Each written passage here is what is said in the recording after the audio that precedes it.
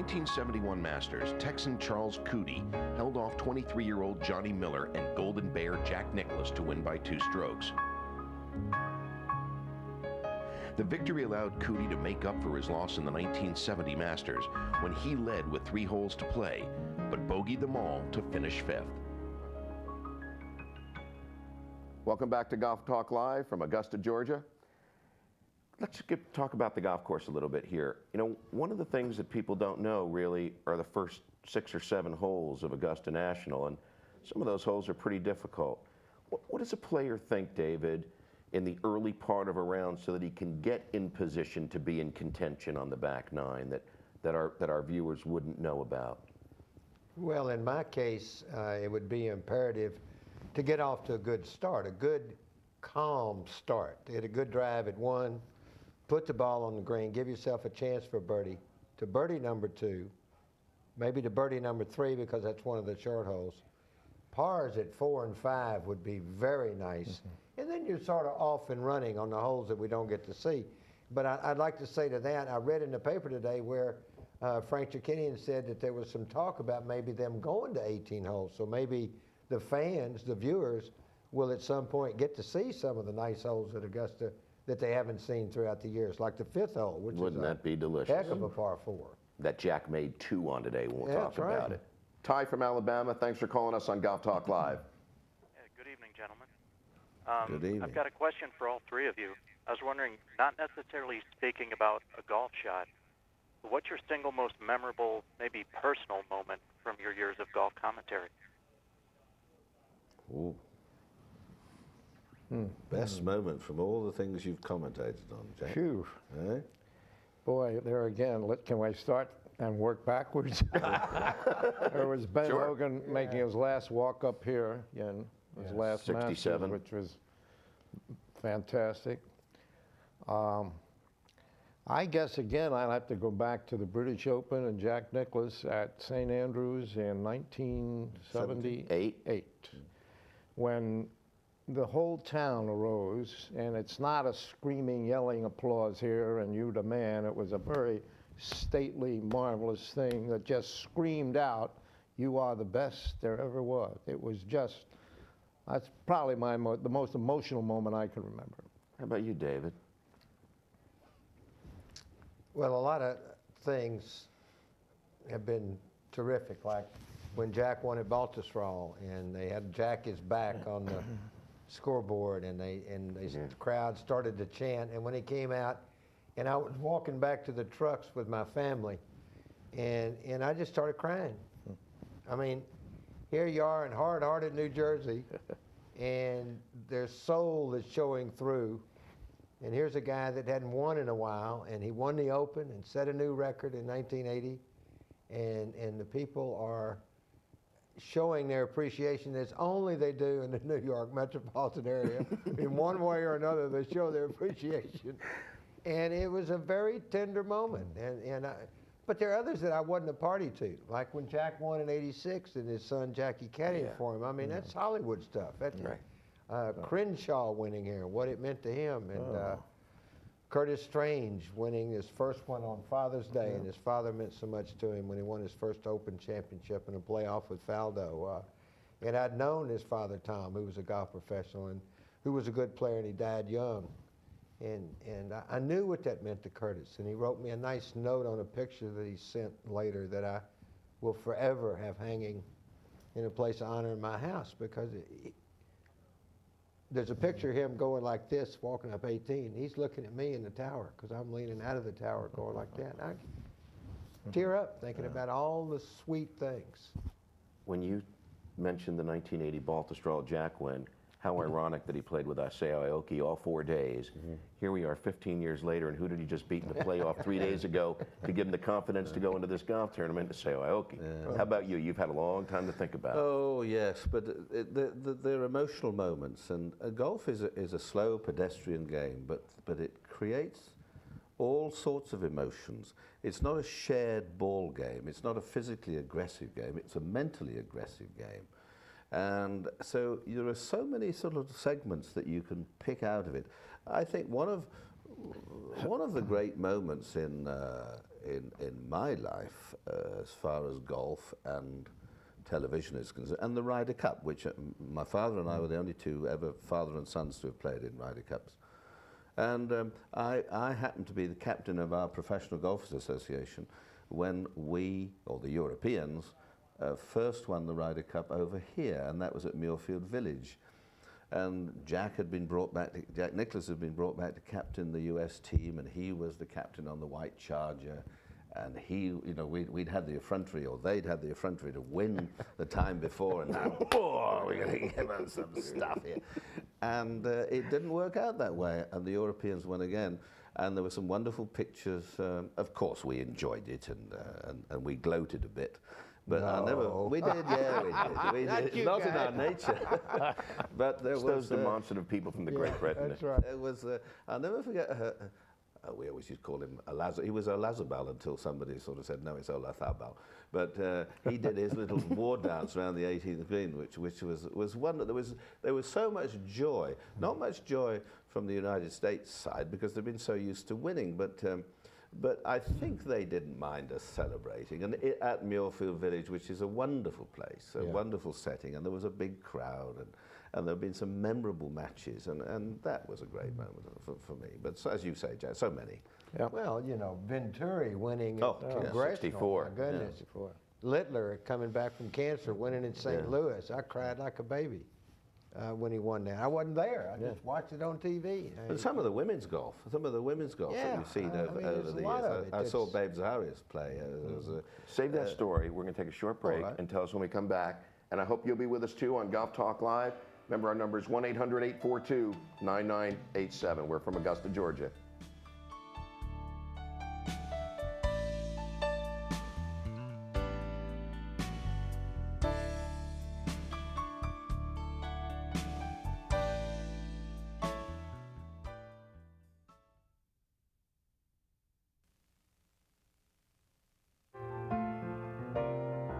The 1974 Masters was won by Gary Player, who was rebounding from kidney surgery in 1973. The determined South African proved that he was back at full strength with a two-stroke victory over Tom Weiskopf and Dave Stockton. Player earned the green jacket with a sensational birdie on the 17th hole, which gave him his final margin of victory. Welcome back to Golf Talk Live. I told you this was a very special edition tonight. Go ahead and tell me the Babe Zaharias story. Well, it's just that I remember I was about 16, I suppose 17, something like that. It was the late 40s, and she came over to play in the British Women's Amateur Championship, and she was a remarkable athlete. Of course, there weren't too many women professional golfers at that time, and she played a match with Leonard Crawley. Remember, Leonard Crawley was a very famous writer. He was a very, very famous cricketer. And he captained one of our counties, and he took us side to South Africa, and he was a writer, and he was a real sort of Colonel Blimp character. He had a moustache. You kept on doing that, you just squeeze a bit of gin and tonic out of that in a minute. Come for the rim. You could stock up. There was a lot of it in there. But he's my son, my oldest boy's godfather, and he was great. And he was a real old sort of toff, and he played Babe, and she outdrove him by about 20 yards, and he couldn't believe that. And she led on. She came back, and the women's tour started here in the United States, and Louise Suggs and Patty Berg. I mean, the Americans' women's tour started with the finest players in the world. That was an enormous advantage. And the British European women's tour started with not that advantage of having a glut or all the best wonderful players. Starting off at the very beginning. And I remember seeing the Babe, and she was a hell of a character. The nearest one to her, I think, from the American side, was Joanne Carner, who was, again, a wonderful character. And our Laura Davis now, who's doing so well here, again, she's got a lovable sort of quality about her that golf isn't everything. She enjoys a few other little bits and pieces. As we were saying about Arnold Palmer. Arnold was always a man of the people. you know, it's not very nice to say you smoke cigarettes now, but many of us did, and perhaps still do, and we enjoy them too. But you're a cannibal now. You're an outsider. You go out there, go 400 yards away to light up, and you weren't supposed to have a drink, and you weren't supposed to put your arm around a lady or anything like that. But all these things, in the fullness of time, were great. There were certain men and women who are approachable and seem to be real. They don't seem to have any sort of special airs and graces. No, I would never do that. Drink. Oh, no. But they've got a secret bottle in the drawer at home.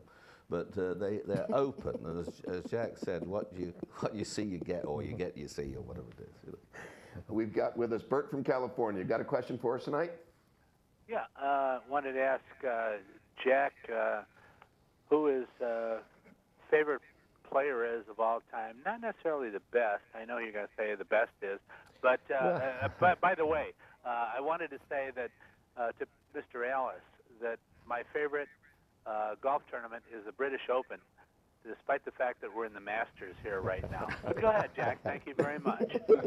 Thanks for the plug.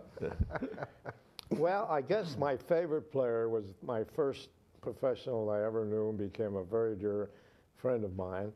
And he is my favorite because he's everything I like. His golf swing was so elegant. His manner was so nice. George Fazio. And built great golf courses, too. And he later on built great golf courses. But he was a Da Vinci man. He was a Renaissance man. And he was my favorite. Jim from Florida, thanks for calling us. Yes, Question? good evening, gentlemen. Good evening. This is for Davy Marr. Yeah, Jim. I had the pleasure of playing in a practice round with you in 1960, just prior to the L.A. Open. My goodness. And you had a friend playing with you who played on one day at a time. And this guy kept us in stitches all day with his one-liners. Just wondered if you remembered that. Sure, Pat Harrington. Wasn't his name Pat Harrington? Hello, Jim? Yeah, that was who it was. Yeah. Huh? Did he say yes? Yeah, I think he just left us too. Okay. Not permanent. Where was that round of golf? He said Los Angeles, so it would have been at Rancho Park. Rancho Park, yeah, those days. You mentioned Laura Davies. I think of her and wonder if she could hit some of the par fives at Augusta National in two. She probably could. She's very long. And she's got a great touch. Yeah. She She's enjoys a life. very nice person. She And enjoys Peter life, says she has other interests. Yeah, she does. Yeah, she does this, the golf, sort of in her spare time when she can find it. Make a little change to gamble with. Let's talk a little bit about the golf tournament and what's happened today. I mean, Nicholas, in case you didn't see what went on today, he pars the first 4 holes, hitting the greens. And on 5, he holds a full 5-iron that flew into the cup on the fly and ripped the cup out a little bit. And there was silence because he didn't see where it went. The son Jackie didn't see, and the crowd didn't see until finally everybody figured out the ball had flown into the hole. And of course, that got him going, and he shot 67. Can he do this? Oh, someone's always got to break a record. Somebody's always going to be the oldest winner, aren't they? You know, whether it's by a day or a week or a year. I would say yes. Why not? He has every other record. Why not? But today, Dave mentioned when we were working for the BBC earlier today that there were more shots finished like that today, within 2, 3, 4 feet of the hole, than I think I've ever seen here. You know, in the 15 or 16 times or whatever it is I've been here to Augusta. And also, you had the defending champion, Jose Maria, chipping in a couple of times. 2 lovely little chip shots, but not easy shots. You've had Jack holding a 5-iron. These are tremendous bonus points. I mean, they don't, those things don't happen every day of the week. And then you've had someone like Colin Montgomery, who played a lot of good shots today, but he finished looking very grumpy, and with a 71, he had three or 4 bad holes. You know, he looks a bit. So you see bits of steam coming in. Right, Face goes red. He's like your version of our Stadler. We're going to come right back on Golf Talk Live. Call us at 1-800-842-9987. We are, of course, live from Augusta, Georgia.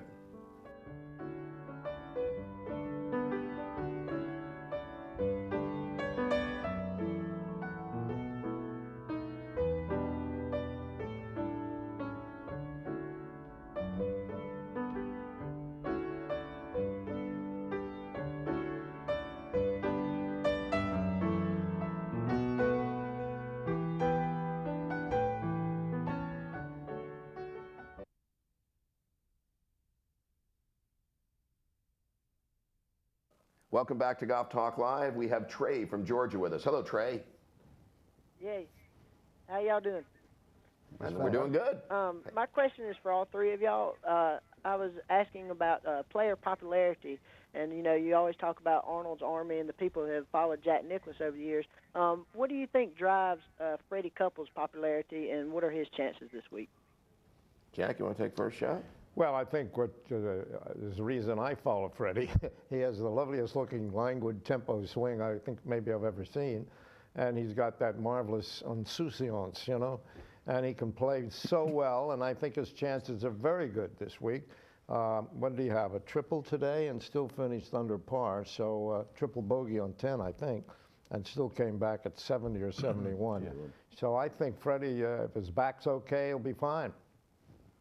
You were going to say something about insouciance too, right? Yeah. Wait a minute. Tell me about Roger's. I looked that up.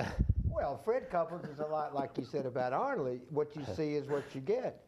I know when he comes to Houston and visits with the Harmon boys to play golf for his teacher there, Paul Marchand, he spends time on the couch watching reruns or sports. And a number of times the Harmons have come in and he will babysit the kids for them while they go out to dinner.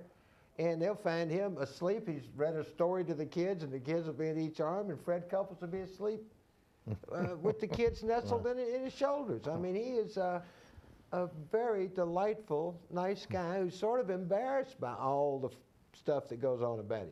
Well, he's the one who said, I don't pick up the phone when it rains because somebody might be on the other end. Might be the Sultan of Dubai, With more money. Hey, what were your thoughts on? Let's talk. Let's go back to. But Fred, I'm going to say this about Fred. Yeah. You see, Fred has a lovely face. He looks.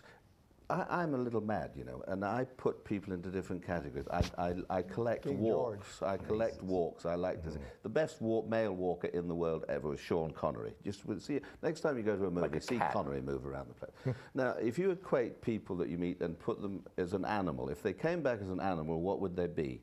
Now, Fred could only be a wonderful black Labrador. He's a lab. He wouldn't be a snappy, snarly.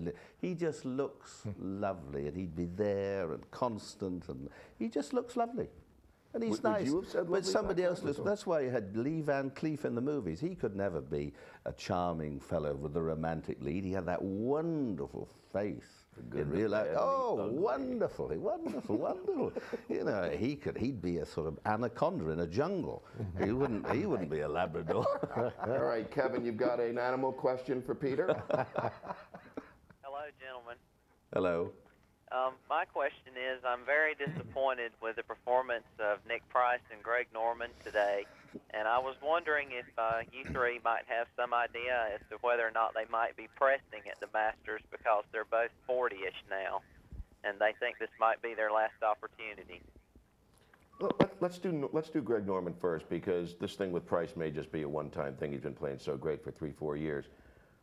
Why doesn't Greg Norman complete his golf tournaments, and why does he get off to such tough starts at the Masters? Dave? Well, he didn't get off to a tough start last year. He shot himself in the foot over the weekend. Actually, yeah, shot a pair of 70s to start, right? Well, sometimes you want something too much, and maybe he wants Augusta too much. But I think this year in particular, what with the World Tour stuff and then things that Greg announced last year and the real criticism that he's gotten, I mean, that has to affect you. And I think right now, golf is really mental when you reach the level of Nick Price, Greg Norman, Fred Couples, is how they feel and how positive they feel. And I think Greg feels sort of surrounded and maybe a little bit ambushed by some people that he counted on. And that's not a good thing to go in. His play this year has not been, to me, outstanding at all. And I didn't think either one of them would be a favorite coming in here. Neither one of them were playing up to what you consider their form. Jack, your thoughts on that? Well, pretty much on Greg, yes, that way. He's got a lot of stress on him this year for a lot of things. Certainly, we all know he has a talent, and each year whether he doesn't win a major or another major builds more of that pressure on him, because everybody says, geez, you've got all the talent, why don't you do it? and in addition to the World Tour brouhaha this year. And I think that did have to affect him here. And Nick maybe just burned out for the time being. Who knows? Might have just had a bad round. He's been in the upper stratosphere now for a year and 18 months, and it's incredible to stay at that pitch, you know. We will be right back. Stay with us on Golf Talk Live.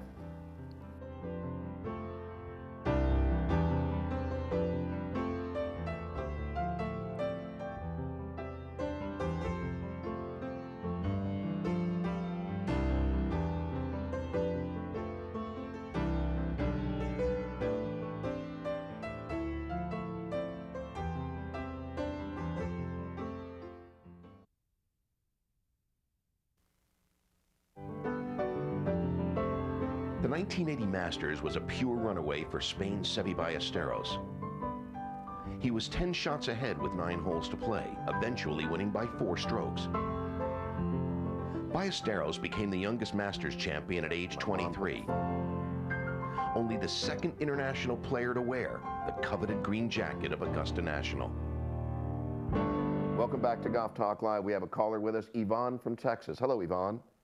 Hi, my question is for Dave Marr. And Dave, yes, this is the fish from Houston, Texas. Von Fish, how are you? Fine, how are you? Well, I'm asking you because I know you and I'm a lot more comfortable talking to you. I wondered, you made some reference to Demerit winning the Masters a couple of times, and he won it 3 times, and I wondered if you thought that he ever got the recognition that he deserved for winning the Masters 3 times. He won it a long time ago, and certainly the Masters wasn't what it was now back in the 40s when he won. But I just wanted to know your thoughts on that. Well, Yvonne, you know my feeling for Jimmy Demerit, and I think I said he won 3 times, but 40, 47, and 50, and as I said, it wasn't quite the event that it is now. Demerit, because of his personality, I don't think ever got the credit that he might deserve as one of the best players of all time. You know, you can argue these things and make bets and all that, but he was as good as there was in his era, competing against the likes of Sam and Byron and Ben and any number of other guys. So he was in Mangrum, a lot of them, as you well know.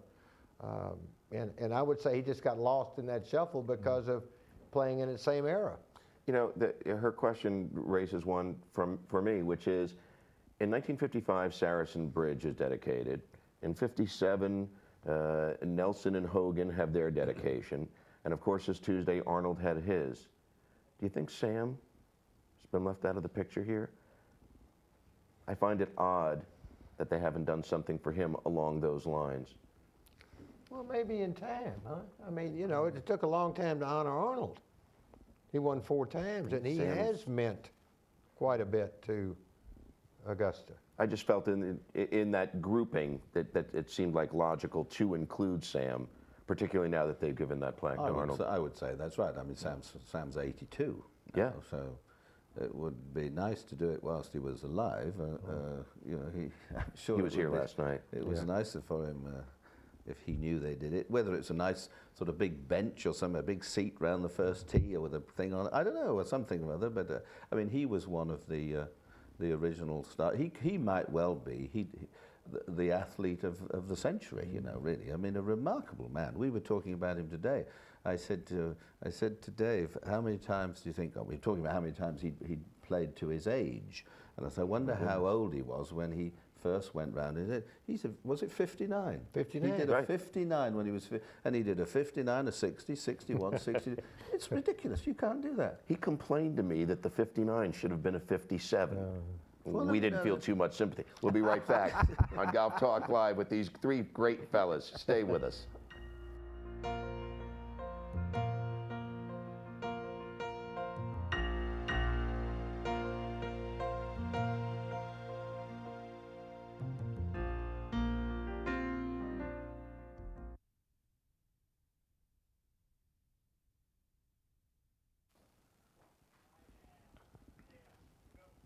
Welcome back to Golf Talk Live. Be sure to be with us tomorrow night when Mark O'Meara, who shot 68 today, will be our guest. Fellas, we've only got a couple of minutes. You first, Jack. Age before beauty. Oh, thank you. Tell us who your picks are for the weekend. Well, coming in here, I had either Corey Pavin sure, Peter Jacobson. Jacobson or Corey Pavin now, and I'll still stick with the two of those. Do you think Pavin's lack of length is going to hurt him on the 5 pars? Don't think Corey Pavin is short by any means, unless you played with him and outdriven him. He's got enough length. He knocked it over at 15 I saw that today. So don't think that. But I was going to say before the tournament started, I liked Faldo. I think his plan of coming over, playing in the U.S. has been good for him. He's won here before. I like the way he plays, and having won here, I think, is a big advantage. The golf that he shot at the Honda when Mark O'Meara beat him, but the thing I remember most vividly was Faldo's iron play coming down the stretch. He was hitting in very strong irons he hit winds. at 16 and 17. That one at 17 was a heck of a shot. 225 with a 2-iron to 10 feet, and Johnny Miller said, "I'm impressed." He What- should have been. What are your thoughts? Oh, if I knew, I'd be down to our bookmakers and I'd mortgage you to get a bet on. But I'm going to go for David Guilford. It's the first time he's been here. He's 5'7". He weighs 11 stone. Work that out. Wringing wet. He's got no hair. He's a charming young fella. He's 152 pounds. We round up. It's the first time he's been here. Fuzzy Zeller was the last guy to play here, win the first time, wasn't he? That he came to play. Was Fuzzy the last player to win? He was the first time here and won, didn't he? Yeah, 79. Yes. I think it's about time we had somebody. He's got a dynamic personality. He makes Woody Allen look like Arnold Schwarzenegger. So I mean, I'm going for him. Second, Faldo. You fellas going to all stick around for the golf tournament this weekend? Oh, yeah. might do. Yeah, we're No, working. I'm going to go home and BBC. watch Sean Connery BBC walk. guy. You know, it's funny. No matter what's going on in one's personal or professional life, it seems like all of the fans of golf make sure that they set aside the time this week to watch this golf tournament uninterrupted somehow. Is that not true of all the people that you know at home?